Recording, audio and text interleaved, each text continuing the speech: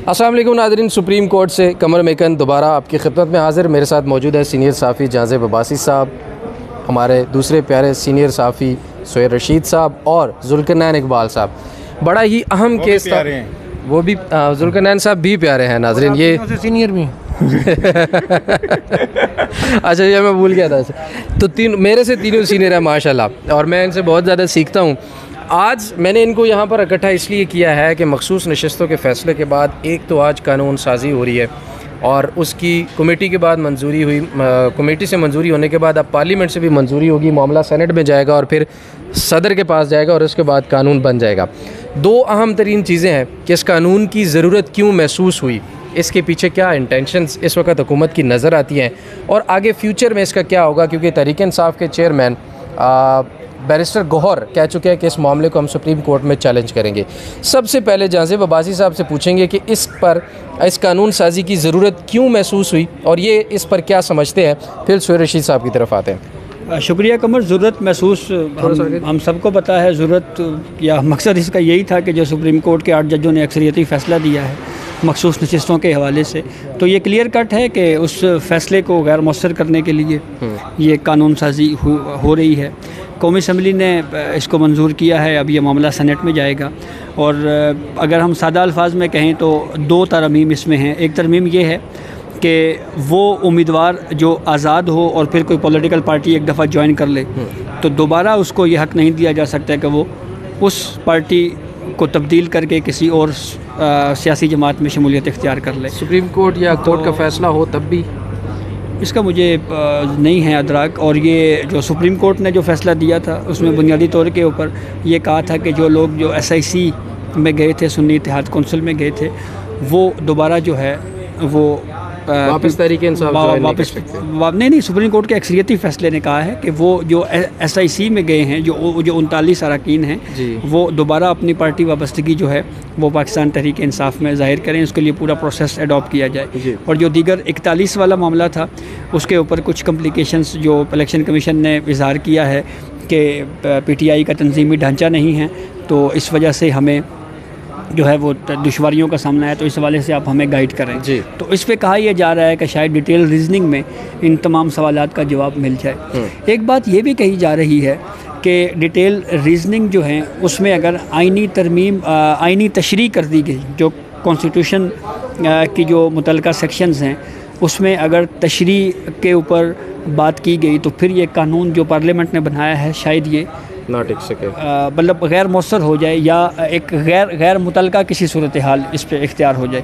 लेकिन ये वो सारी चीज़ें हैं जो डिटेल रीजनिंग हमारे सामने आएगी, जो कि अब कहा जा रहा है कि बहुत जल्द हमें डिटेल रीजनिंग जो है वो देखने को मिलेगी, तो उससे ये सारी चीज़ें क्लियर होंगी।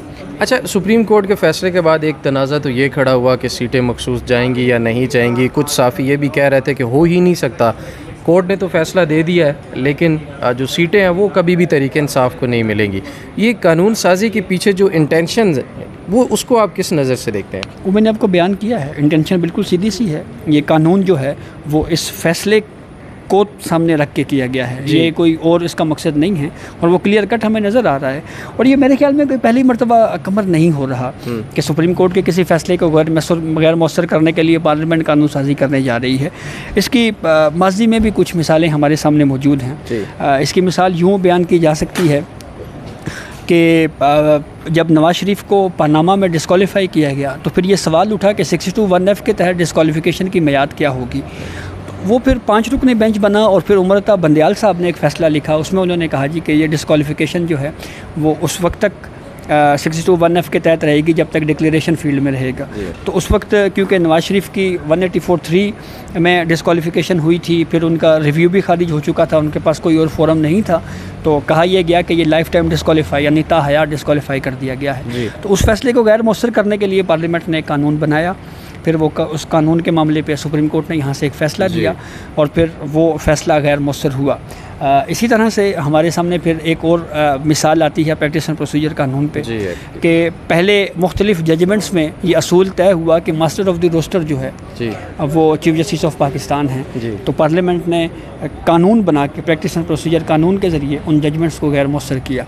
तो ये मिसालें तो बहरहाल मौजूद हैं, लेकिन अगर ये लॉ सुप्रीम कोर्ट में चैलेंज होता है, जैसे PTI ने ये ऐलान कर रखा है तो फिर सुप्रीम कोर्ट ये देखेगी कि ये क्योंकि कोई भी लॉ इस टचस्टोन के ऊपर उसको परखा जाता है कि क्या वो बुनियादी इंसानी हकूक़ से मुतसादिम है या नहीं है।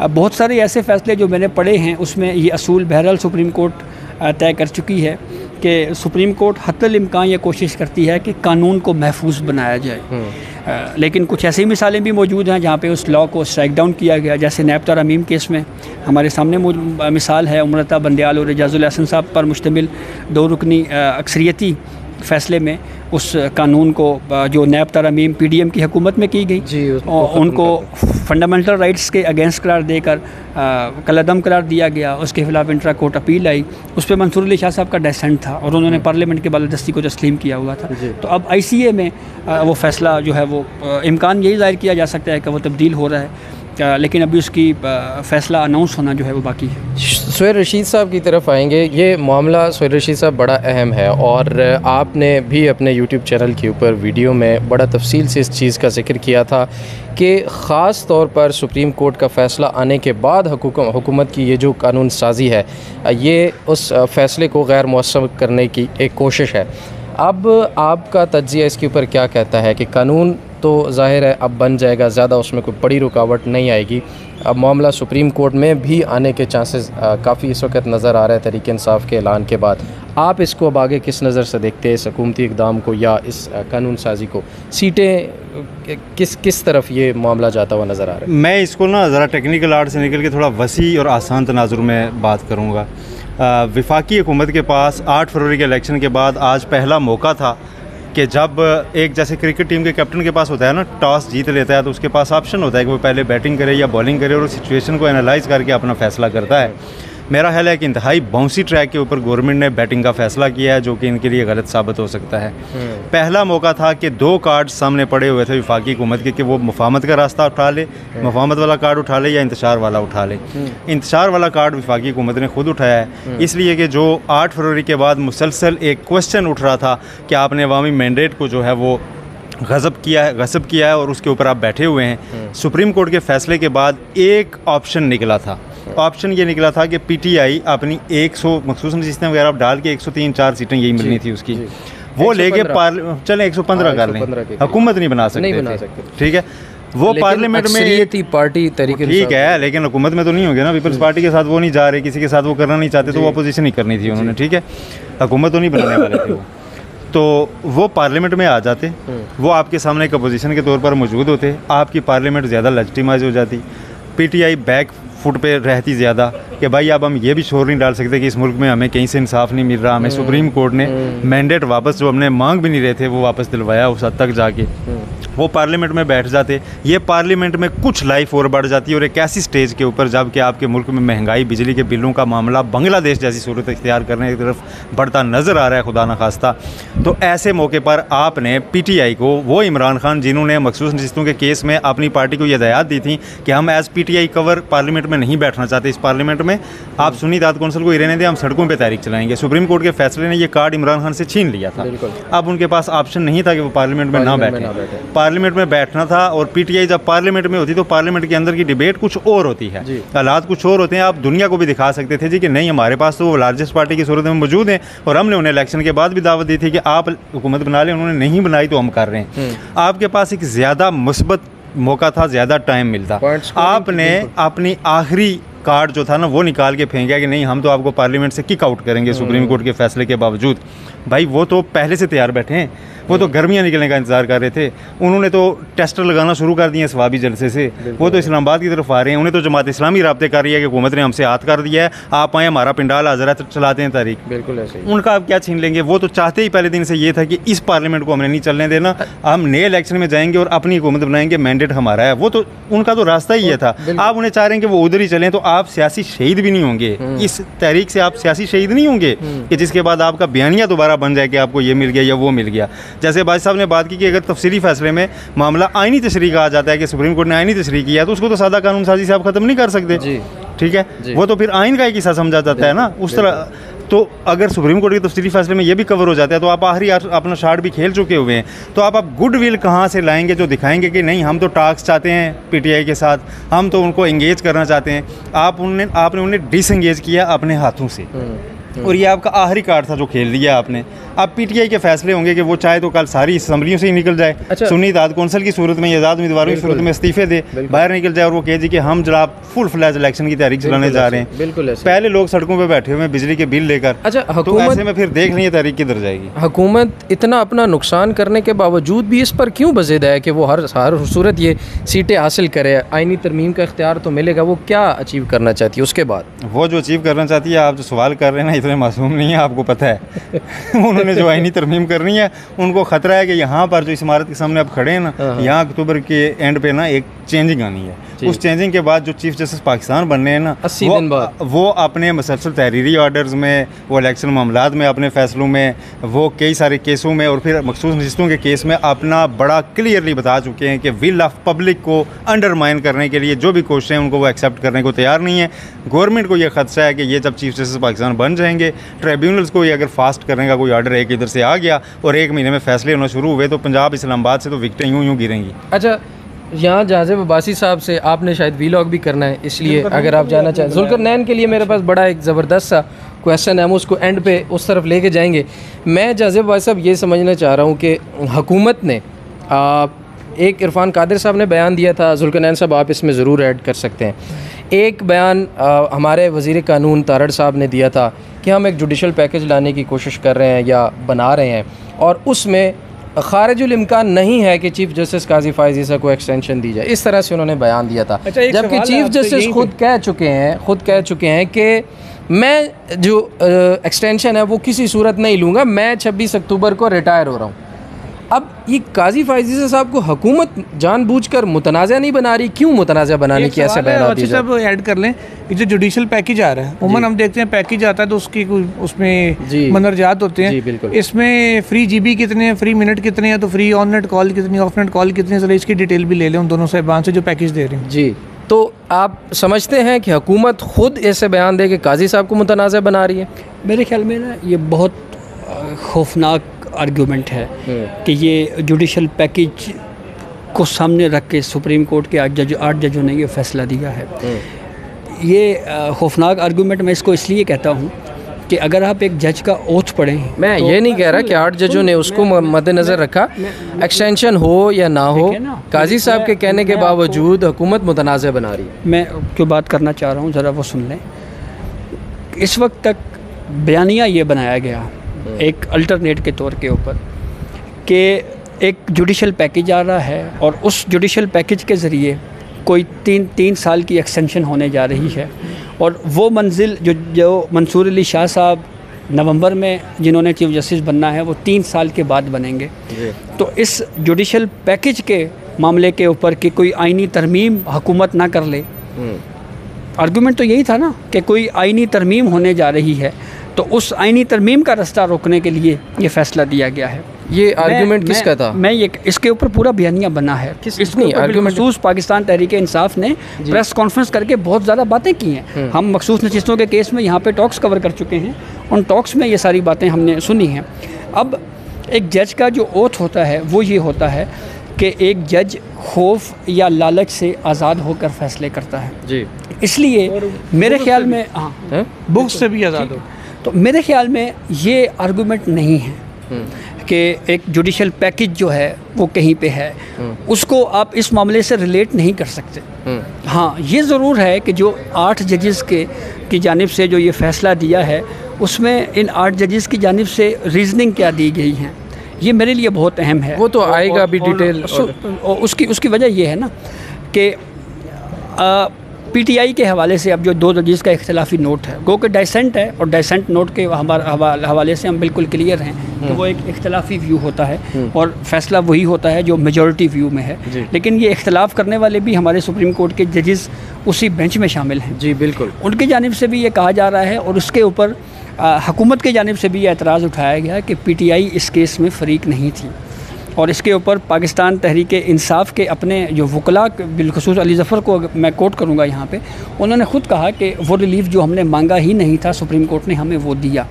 तो अब इसके ऊपर रीज़निंग असल इम्पॉर्टेंट इशू ये है कि सुप्रीम कोर्ट ने पीटीआई को ये नशिस्तें दी हैं, इसकी रीज़निंग क्या हो सकती हैं। अब अगर हम शॉर्ट ऑर्डर पढ़ें तो उसमें एक लफ्ज़ मंसूर अली शाह साहब का जो शॉर्ट ऑर्डर है उसमें उन्होंने लिखा है जी कि पेक्यूलर सर्कमस्टांसिस के तहत हम ये ऑर्डर दे रहे हैं। अब वो हालात व वाक़यात क्या 8 फरवरी 2024 की तरफ सुप्रीम कोर्ट जाएगी कि उस वक्त के हालात क्या थे जिसकी वजह से ये लोग सुन्नी इत्तेहाद कौंसिल में गए। तो अगर सुप्रीम कोर्ट इस तरफ जाती है तो फिर क्वेश्चन ये उठेगा कि अपील में सुप्रीम कोर्ट ने किस इख्तियार समात को इस्तेमाल किया है।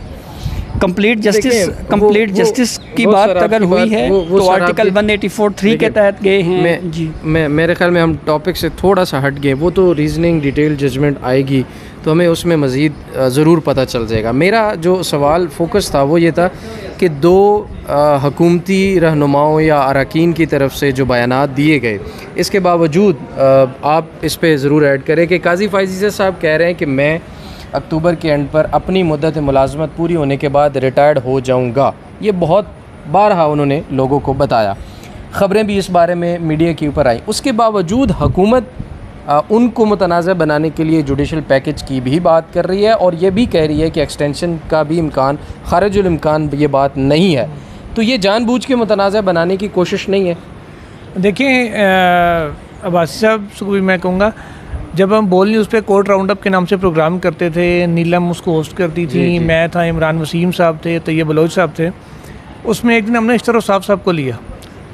इश्तर साहब से मैंने उस वक्त काजी साहब ने चार्ज नहीं संभाला था बतौर चीफ जस्टिस जी। मैंने उस वक्त उनसे सवाल किया था कि इश्तर साहब, किसी भी सियासी जमात की जानिब से किसी भी जज के हक़ में तकरीरें करना, क्या ये उस जज को मुतनाज़ा बनाने की बात नहीं है? उन्होंने कहा ये मेरी पार्टी में जिसने भी किया बहुत गलत किया। मैं हमेशा इस बात का मुखालिफ रहा हूँ कि जुडिशरी के मामलात पे अब ज़बानी बयानबाजी से भी इज्तनाब अव्वल तो करना चाहिए, मुताद बात करनी चाहिए। अपना लीगल जो साइड है उनको कहें कि वो इस पर जो स्टेटमेंट देना वो दें। पॉलिटिकली इस मामले को इस तरह नहीं देखना चाहिए, स्पेशली आप जलसों में किसी की तस्वीरें लगा के किसी के ख़िलाफ़ बात करेंगे, किसी के हक़ में करेंगे। आप दोनों सूरतों में उस जज को मुतनाज़ बना रहे हैं, एक टैग लगा रहे हैं उसके ऊपर कि जी ये हमारा जज है या हमारे इसके साथ नरम गोशा हम रखते हैं। नहीं, काजी फायज़ साहब के बारे में तो बड़ा क्लियर तासुर पाया जाता है। सुन ले मैं वो आ रहा हूँ उसी चीज़ की तरफ, तासुर। अब देखें, वो जैसे बाजी साहब कहते हैं कि जज ने हलफ उठाया हुआ है आइन और कानून के मुताबिक, मैंने उसमें ऐड किया था कि तासुब से भी पाक होके आने का। अब इलेक्शन से पहले के थोड़ा सा अहवाल बताते हैं। काजी फायज़ साहब और मोहम्मद अली मदर साहब ने एक फ़ैसला दिया, एक पीटीआई वाले के एक पेपर रिजेक्ट हुए थे, ऊपर आए तो कहा यह गया कि जी ये तो ट्रिब्यूनल ने इसलिए रिजेक्ट किए हैं कि जी आप मफरूर थे, आप तो मफरूर हैं, मफरूर तो इलेक्शन नहीं लड़ सकता। अच्छा, फिर उसी दिन 3 मेंबर बेंच ने डिसाइड किया, उन्होंने कहा जनाब एडिशनल ये क्वालिफिकेशन हम ऐड नहीं कर सकते कि मफरूर का कहीं पाबंदी नहीं है कि मफरूर इलेक्शन नहीं लड़ सकता। वो मफरूर इलेक्शन लड़ सकता है, ऐसी कोई इश्तिहारी हो या कुछ भी हो, जब तक उसे सज़ा नहीं हुई। आइन कानून सिर्फ सज़ा याफ्ता पे पाबंदी लगाता है। तो वहाँ तो कानून रीराइट कर दिए काजी साहब ने, तो उसके ऊपर कोई नहीं बोला। और 2 एक के बाद दीगरे फैसले ऐसे हैं जिसमें कहा गया कंसेंट ऑर्डर नहीं, कंसेंट नहीं था सर, कंसेंट ऑर्डर नहीं था। वो कंसेंट ऑर्डर होता था वो तब होता जब अपील विड्रॉ होती, अपील विड्रॉ नहीं, वो डिसमिस हुई थी। अभी वेबसाइट पे शायद पड़ा वो ऑर्डर। तो मंसूर अली शाह साहब ने फिर उस दूसरे बेंच पे और मुनीब अख्तर साहब ने तीसरे बेंच में ये फैसले दिए कि जनाब ये ऐसी कोई क्वालिफिकेशन हम अपनी तरफ से ऐड नहीं कर सकते। तो वो एक जो बात चल रही थी पहले आपने किया कि जी ये जो कानून है ये चैलेंज होगा तो क्या होगा। अब काजी साहब आजकल पार्लियामान की बालादस्ती को बड़ा तस्लीम कर रहे हैं जी पार्लियामेंट ने लॉ बना दिया, सही बनाया गलत बनाया, वो जाने हम क्यों करें हम क्यों करें हम क्यों करें। अच्छा, सिंपल लेजिस्लेशन पे वो ये मौका भी इख्तियार करते हैं। अब्बासी साहब को याद होगा, आप उसका कोर्ट नहीं करते थे, अब्बासी साहब यहाँ मौजूद थे। अब्बासी साहब 21वीं तरमीम केस याद है आपको? काजी साहब ने क्या किया था उसमें? 18वीं और 21वीं तरमीम के साथ क्या सलूक हुआ था? 21वीं आईनी तरमीम में फौजी अदालतों का क़याम का इशू था। तो आईनी तरमीम का रिजल्ट क्या निकला था? काजी साहब की जजमेंट क्या थी? उसमें उन्होंने डाइसेंट किया था, उसमें तरमीम कलअदम करार दी थी, सीधा बोले ना, करारदाद मकासद को बुनियाद बनाया था उन्होंने। आर्टिकल 2A और ये कहा था कि ये कॉन्स्टिट्यूशन अमेंडमेंट जो है वो सस्टेन नहीं रह सकती। फंडामेंटल राइट्स की वायलेशन के ऊपर सुप्रीम कोर्ट कानून साजी को जांच सकती है, ये एक असूल तयशुदा है। अच्छा, अब ये इन्हीं फंडामेंटल राइट्स की बेस पे जब को ले आओ तो कहते कौन से फंडामेंटल राइट्स हो गए, वहाँ तो आप सुनते नहीं है बात। तो पार्लियामान नहीं सर, ये तजाद है, या तो पार्लियामान की बालादस्ती आप जिस तरह आप भी स्ट्रिक्टो सेंस अप्लाई कर रहे हैं कि जी वो जो कर ले ठीक है जी हम नहीं कर सकते, उधर आपको अपना याद आ जाता है। बताएं काजी साहब ने कहाँ पे किसी लॉ को कहा है कि जी गलत है? वो कहते हैं गलत भी बन जाए तो लोग डिसाइड करेंगे, हम नहीं कर सकते। सिर्फ एक वो पुरानी बात तजादात पर जुल्करनैन साहब ने जैसे कहा कि वो बिल्कुल मामला है, लेकिन अब अगर चैलेंज हो जाता है सुप्रीम कोर्ट के अंदर तो ये एक दोबारा से एक आईनी तशरीह का मामला जो है सुप्रीम कोर्ट के सामने। आईनी तशरीह नहीं होगी, ये सिर्फ इस हद तक होगा कि मेरा ख्याल है वो अमेंडमेंट सस्टेन करेगी, प्रैक्टिस एंड प्रोसीजर टाइप वाला फैसला आएगा इसमें कि ओवरऑल अमेंडमेंट शायद मेजॉरिटी से बरकरार रहे, लेकिन जो रेट्रोस्पेक्टिव इफेक्ट है ना माजी से इतलाक का जो शिक है वो ख़त्म कर दी जाए। तो सर इस तरह की कानून साजी का माजी से इतलाक उसमें शामिल कर देना ज़रूरी होता है? बासी साहब अगर ये मेरा एक सवाल है ना बासी साहब से, मैं सीखने के लिए भी पूछ रहा हूँ ये कि 2017 से अगर आपने लागू कर दिया तो ये लागू होगा 2018 की असम्बली पे भी। फिर उसमें जो बाप पार्टी की सीटें थी वो गई या किसी और को एडिशनल मिली थी, जो जैसे नून लीग की भी लिस्ट एग्जॉस्ट हो गई थी, उनको बाद में देनी पड़ी थी, तो वो जो बाद वाली लिस्टें वो तो सारी फारिग हो जाएंगी। फिर उन MNA से क्या तनख्वाह और मराद वापस लेंगे? उन्होंने जो लेजिस्लेशन में पार्ट प्ले किया है उसका क्या स्टेटस होगा? अगर सारी चीज़ को कारपेट डाल के अपने कवर ही देना है तो मकसद तो फिर यही था। ये छोटी सी आपको एक मिसाल देता हूँ। एक दफ़ा एक खरगोश आया, उसने आके जंगल में एक बम रखा और कहा वो 3 सेकंड ना दौड़ जाओ वरना फट जाएगा। कछुए ने कहा फटा तेरा मेरा पता, मैं ही 3 सेकंड में नहीं भाग सकता, तो मैं दूसरे को डरा रहा है, मैंने मार सीधा क्या कि यार दौड़ जाए मर जा। तो मसला सिर्फ वो कछुए वाला है, ये खरगोश बम लेके आ गए। इसमें से इसके ऊपर जो अब तक खबरें पड़ी हैं ना, वो जो ड्राफ्ट पहले आया था माजी से इतलाक वाला, इस वक्त की जो खबरें, मैं भी ड्राफ्ट दोबारा मैं देखा नहीं है, मैं बिल्कुल स्ट्रेट आपको कहूँ, लेकिन इस वक्त जो अब तक की जो मैंने खबरें मुख्तलिफ न्यूज़ चैनल्स पे देखी हैं उस पर माजी से इतलाक वाली कोई चीज़ जो है वो मैंने देखी नहीं आ रही, अभी सामने नहीं आ रही। तो अभी वो उसका ओरिजिनल ड्राफ्ट अगर सामने आता है तो उसमें वो चीज़ें क्लियर होंगी। प्रैक्टिस एंड प्रोसीजर में जो है वो माजी से इतलाक वाली शिक के ऊपर मेजॉरिटी नहीं थी, इसलिए उसका इतलाक जो है वो नहीं हुआ। लेकिन उस पर भी माजी से इतलाक पे जस्टिस अतर साहब और जस्टिस मंसूर अली शाह साहब ने भी काजी फ़ाइज़ा साहब का साथ दिया था। जी बिल्कुल। इसी तरह से अगर हम नैब तरामीम नैब लॉ की बात करें, 1999 वाला जो नैब लॉ जो मुशर्रफ लेके आए थे, एक फ़ौजी आमिर थे, उसका इतलाक 1985 से किया गया था। तो कुछ मिसालें ऐसी बहरहाल मौजूद हैं और उसको फिर अल जिहाद ट्रस्ट में उन्होंने फिर बाद में वो कंटिन्यू किया। तो बहरहाल ऐसी मिसालें भी मौजूद हैं। तो अब देखना ये है कि जब कोर्ट में आता है तो कोर्ट क्या डिसाइड करती है। नाज़रीन, जब पहली दफ़ा ये ख़बर बाहर आई तो उस वक्त माजी से इतलाक वाली शिक मौजूद थी।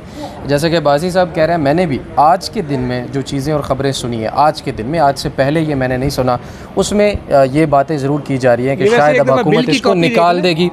इसके ऊपर मज़ीद डिटेल जो है कि अब आज जो असम्बली से जो बिल पास हुआ है और सेनेट में अब जाएगा, अब उसमें क्या रेट्रोस्पेक्टिव इफेक्ट जो है वो शामिल था या नहीं, इसको देखना होगा। जो अप्रूव हुआ ना कायमा कमेटी से, उसमें रेट्रोस्पेक्टिव बिल्कुल था, बिल्कुल यहाँ पे हुआ है। अगर चेंजिंग करनी होती तो फिर वो या floor on the house changing होती, उस पर वोटिंग होती, या फिर वापस कमेटी को जाता। अगर ये रेट्रोस्पेक्टिव इफेक्ट नहीं देते तो फिर इस लेजिस्लेशन लाने का फायदा ही कोई नहीं। उनको इस हुकूमत को खास तौर पे किसी किस्म का कोई फायदा नहीं होगा। एक मेरा ख्याल ये है नहीं कि ये आगे के लिए इम्प्लीमेंटेशन अभी इलेक्शन कमीशन ने करनी है ना। जी।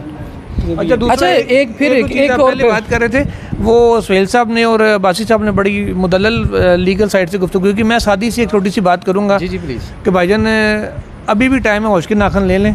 इस तो पहले कि कानून दौड़ना से ना स्पीच रिकॉर्ड करने का मौका मिले, ना तानू को हेलीकॉप्टर देवे। वो बैरिस्टर गौर साहब ने भी आज कहा है शहबाज शरीफ साहब को फ्लोर ऑफ द हाउस पे कि कॉल कर लें सीना वाजिद को, उनसे पूछ लें कि भागना कैसे है, क्या तरीक़ाकार होगा और मुल्क से इस्तीफ़ा दे के जाने का तरीक़ाकार क्या है।